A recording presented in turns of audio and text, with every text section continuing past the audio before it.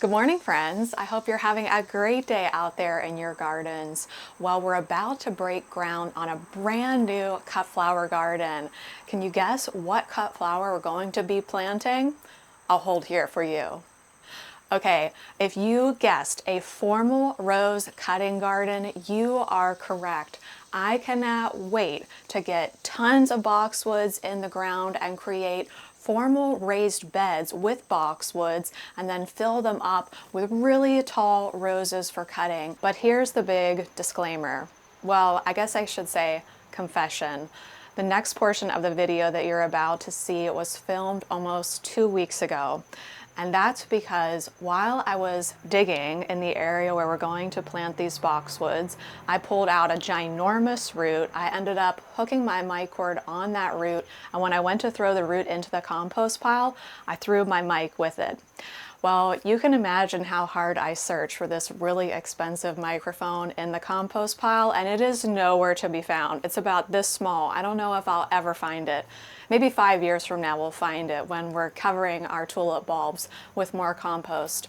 But all that to say, I've been working on this area, but I haven't really been filming a lot since 2 weeks ago because I didn't have a microphone to talk to you guys with yet. With that being said, let me show you the footage that I shot about 2 weeks ago, and then I'll meet you back here in present day so I can show you the roses that I'm going to order for this area, get your advice on whether or not you think this is the right rose for cutting, and I'll also walk you around the garden and show you some other updates. Good morning, friends. I hope you're having a wonderful day out in your gardens.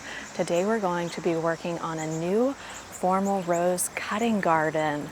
You might recall that in the last video we received a beautiful shipment of sprinter boxwoods from Great Garden Plants. Let me show you this area first so you can get a sense of what I'm thinking. The raised bed garden is now located next to the garden library, and most of these beds are used for cut flowers, vegetables, and herbs. Over here, where you can see I have some of the boxwood lined up, this area is full blazing sun. It's on a slight slope. My idea is to loosely mirror the raised beds that you see on the right-hand side of your screen. I don't have the corner of this hedge put in, but eventually, over here, we're going to have a line of boxwoods going this way too, a line of boxwoods going back here. And so it will almost be like a raised bed of cut roses surrounded with boxwood. That's my idea, and I think it's going to look gorgeous. What I did so far this morning was run a string line so I can get a nice straight line. I decided to dig an entire trench versus digging individual holes, and that's mainly because we used to have some really big bird cherries in this area. And if I get you in close here, you can see that some of the roots are too big for me to slice through with my loppers. And so instead of trying to wrestle with that, I just space these plants to accommodate the remaining roots. I was originally going to space them 1 foot apart, but once I saw exactly where the roots were, I decided to go with 1 foot 6 inches. So these are actually ready to be covered up with soil, and then we'll get around to putting in some corner units and really getting that look of a raised bed area over here. Right around the time that that footage cut off was when I accidentally chucked my microphone into the compost pile, never to be seen again. But here we are back again talking about roses. And I have to tell you something, friends. Did you ever start listening to someone or reading the work of someone who's really passionate about one specific plant, and then you find yourself feeling really passionate about that plant? So over the last 2 weeks, I've been doing a lot of driving. I drove over to the Marian Coffin Gardens to do a video over there, and that's about an hour-and-a-half drive for me. I was listening to the Rose Chat podcast on my way there, and once I listened to 1, 2, 3 episodes, I thought I need to listen to every single episode this lady has ever produced because they're all amazing, and they were really making me fall in love with roses all over again. The funny thing is, I used to have a ton of roses. In fact, the garden that I created over at our old house that surrounded the entire porch was probably about 75% roses. And the roses did fantastic there because they were in full blazing sun. They got tons of airflow because we were literally on the road. It went our house and then the road. And they really weren't jam-packed into this garden. Now I'm gardening in a situation where the garden is actually a really low bowl, so water tends to sit and gather in the garden. Moisture gathers in the garden. It's pretty jam-packed, I would say, in this garden. And so I'd kind of just given up on roses because when I planted them here, they all got black spot. And then they would defoliate, and then the bugs would come. Honestly, I'm not bothered by bug damage at all, but the black spot and the defoliation that sometimes comes after that was just too heartbreaking. And so I gradually took all those roses out before I even started doing YouTube. But my love for roses didn't really go anywhere. It just wasn't working, and I didn't want to look at sick plants in the garden. So I'm so glad that we now have this space that we can just dedicate to growing healthy roses, at least as healthy as you can get here in South Central Pennsylvania. And maybe we need to go visit some rose gardens this time of year in the area and see what they're looking like. All that to say, I want to start off by setting myself up for success. Full sun, really good air circulation, and also disease-resistant roses. So this is the original rose that I was thinking of growing. I was going to get 6 of them. Queen of Sweden, because I want a rose that's narrow but tall and has straight stems. I want it to be pink because this is my daughter's favorite color rose, and this is primarily a cutting garden for her. And I also want it to have excellent disease resistance, and that's why I love Grace's book more than any other rose book that I've ever read, because she notes the disease resistance for each variety. Say for instance this variety, oh sorry guys, Summer Romance, can you see that? Down here she just says disease resistance good. I don't even want to mess with good. I need to see excellent in this really humid environment. So I was thinking of going with Queen of Sweden.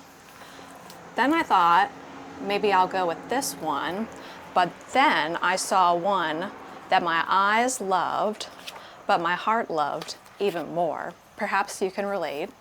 We're going to be planting in the next video 6 Princess Charlene de Monaco roses. Grace says that Princess Charlene de Monaco has a height of 7 feet, a width of 4 feet, and excellent disease resistance. She also notes that this is one of her most reliable and hardy roses, one of the most disease-resistant roses that she grows, and she also notes that it can handle extreme winds and rainstorms. So I felt like that ticked all the boxes for the kind of rose that I want for cutting. But here's the main thing. I have always been an old soul. Even since I was, I don't know, in middle school, I've always loved the 1950s, the 1960s, and probably my second favorite actress of all time is Grace Kelly. Princess Charlene de Monaco is Grace Kelly's daughter-in-law. So how could I not put this rose in my garden when Grace Kelly has made such a big impact on my life? In fact, when I was looking for a wedding dress, I was looking for one that was identical to the one that she wore in To Catch a Thief, but in white. You know the dress I'm talking about? That beautiful flowing blue dress. She wears it out to dinner when she goes out with Cary Grant and her mother that night. Anyway, I'm going on a really big tangent, but I could talk about old movies forever. Did you know that they wrote a sequel to Catch a Thief? I might have to add that to the garden library. Okay, I've talked long enough in here. Let me go show you the space and some other garden updates. Here's a look at the hydrangea room. There's the library and the book nook. And then straight ahead is where this beautiful rose cutting garden is going to be. I believe I ended up using 26 Sprinter Boxwoods total for this. Wow, it is really hot and sunny for mid-September. I hope you can see all right. So imagine almost 2 raised beds. We have this more linear bed where we're going to put 3 Charlene de Monaco roses. Eventually all these sprinters will grow together and I will just hedge them nice and tightly. I'm not going to allow them to grow out too much more than how they look at the moment. And then back behind the table, we're going to have another area full of roses. I believe we'll be able to put either 3 or 4 here. I need to measure one more time. We might do 2 in the back, 1 in the front. We might do 4. But like I said, I don't really want to push the spacing over here because I want these roses to stay as healthy as possible.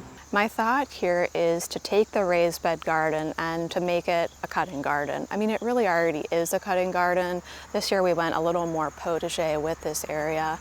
But once we have the roses surrounding that table, and lots of cut flowers in this raised bed, I think I will start to feel like me again. I really mixed it up this year with vegetables and fruits and cut flowers, which I really enjoyed doing that. It was fun. It reminded me a lot of working at Plain and Fancy. But I think next year I'm gonna go 100% cut flowers back here. Now, speaking of cut flowers, I wanted to show you how the white night sunflowers are doing. First of all, the bees are loving these. I already cut some for inside the library. The reason why I did this particular planting of white night sunflowers is because I've always struggled with getting nice white night blooms in the spring. They always get eaten by some kind of a bug and the flowers are just unusable. But this year I planted the seeds in the fall to see if that worm was present in September, and it doesn't look like it. They're all incredibly healthy, well-formed, not a lot of damage at all. Now, I don't think I showed you an update. Here's where my microphone is, somewhere in the compost pile over there. I don't think I showed you our bed of Lisianthus and white pumpkins. So there's still some stems of Lisianthus in there, but we are starting to get some pumpkins. Hopefully we'll get a few usable ones before the first frost. I also wanted to update you on this Malabar spinach because I was saying that it was growing so slowly, but it seems like once it did decide to grow, then it really just took off. Now it's covering the trellises really nicely. I can't wait to harvest those peanuts with you. That's going to be so much fun. Here's a look at this area from the back. I didn't bother to mulch it at all yet, but roses here, roses there, eventually a gorgeous hedge. For now, to help with screening, I'm planting peas on bamboo trellises, and you can see I have those beans on trellises in the distance. I also wanted to show you something over here. It's down on the ground. Remember I told you about ground cherries earlier on in the season? So this is what the plant looks like. It always gets destroyed by bugs. But here is a delicious ground cherry, and it tastes just like a Skittle, nature's Skittles. I mean, I guess it tastes like a pineapple Skittle. That's what it tastes like. My husband mentioned that when I picked these too early, they kind of have a tart herbal flavor, and the flavor really does change a lot from day to day. In fact, times that I picked the ground cherries from the plant itself versus letting them fall to the ground, they definitely do have that herbal tart flavor. Let's try this one that was also on the ground. I mean, doesn't that look so cool? Oh, you can see all the seeds inside it too. Are you guys able to see that? That is amazing. A womb of seeds ready to be eaten. This reminds me of that tea they sell at the mall. What's that tea called? Okay, that's perfect. So yeah, I would say definitely let them fall to the ground. If you have trouble germinating the seed inside, I would just say direct seed it into the garden. That's what I always do, and I have great luck with direct seeding the seeds. Just literally throw them on the ground, water them, and walk away, and some will sprout. Delicious, fun, and nutritious. Well friends, that does it for today's video. Thanks so much for hanging in there with me as I dealt with those mic issues. I think we should be great moving forward, and I cannot wait to plant some roses with you in the upcoming weeks. Bye friends!